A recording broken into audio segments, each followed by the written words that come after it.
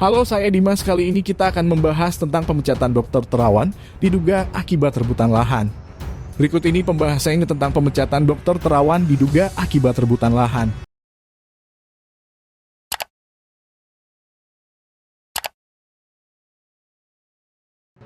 REPU BLIKA CO ID JAKARTA Ketua Asosiasi Ilmuwan Praktisi Hukum Indonesia. Apa? Asmi Syahputra mengkritisi pemecatan permanen Dr. Terawan Agus Putranto dari keanggotaan Ikatan Dokter Indonesia. IDI. Menurutnya pemecatan Terawan menunjukkan adanya ego sektoral. Asmi mengatakan metode terapi DSA Dr. Terawan telah teruji secara faktual pada pasiennya. Dr. Terawan pun dinilai memiliki kompetensi keilmuan. Dia menyayangkan IDI yang menggunakan pendekatan kewenangan yuridis dan sanksi organisasi pada anggotanya.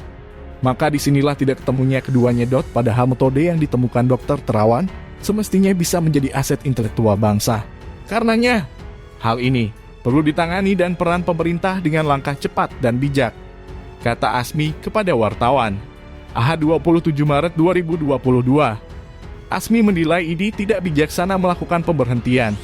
Sebab menurutnya, IDI mestinya dapat menghimpun segenap potensi dokter dari seluruh Indonesia, menjaga dan meningkatkan harkat dan martabat serta kehormatan profesi kedokteran, mengembangkan ilmu pengetahuan dan teknologi kedokteran, termasuk meningkatkan kesehatan rakyat Indonesia untuk menuju masyarakat sehat dan sejahtera.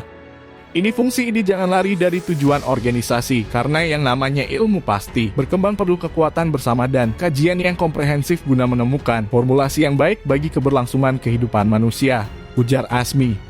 Asmi mengingatkan IDI sebagai organisasi profesi sifatnya terbuka, objektif, tidak boleh kaku, dan berpihak. Dia meyakini masalah ini karena ada perbedaan pandangan personal komunikasi dengan organisasi. Atau ada dugaan rebutan lahan karena Dr. Terawan yang dianggap sebagai dokter radiologi justru masuk ke bidang dokter spesialis lainnya. Ini kemungkinan pertama atau bisa jadi ada irisan faktor lain, ucap Asmi. Asmi berharap pemberhentian ini tak jadi preseden buruk bagi kalangan dokter dan dirasakan tidak adil bagi pasien yang telah merasakan kesembuhan atas terapi Terawan. Dia bahkan khawatir generasi di masa depan menganggap pemberhentian Terawan sebagai dokter adalah kemunduran buat dunia keilmuan. Jika dianggap Dr. Terawan memang dokter yang memiliki multi kemampuan di bidangnya, seharusnya didorong untuk studi lanjut, difasilitasi laboratoriumnya atau dibuat tim terpadu untuk melakukan penelitian di bidang yang ia temukan. Tentunya diberikan jaminan berupa royalti atas hak kekayaan intelektual temuannya tersebut. Ini adalah solusi terbaik yang adil dan bijak untuk ditempuh, bukan langsung dilakukan pemecatan, tutur Asmi. Sebelumnya, Majelis Kehormatan Etika Kedokteran (MKEK), Pusat Ikatan Dokter Indonesia (IDI), mengeluarkan surat keputusan pemecatan kepada mantan Menteri Kesehatan DR Terawan Agus Putranto.